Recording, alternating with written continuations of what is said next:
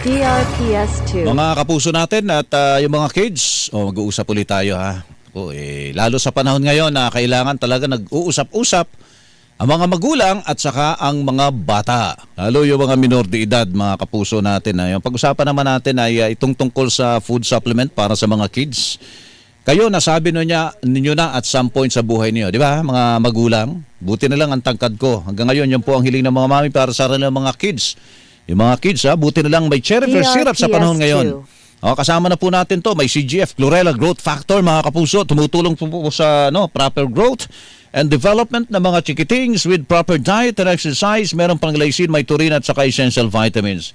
Yan, napakalinaw po na mensahe, mga kapuso. Height is might. Cherry Forte. For the kids, mga kapuso. Yan, kaya si Mami, proud na proud yan eh.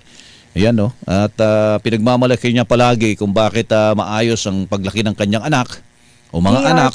Dahil sa laking Cherryfer eh. Mga kapuso, yan naman talaga yun eh. Laking maipagmamalaki.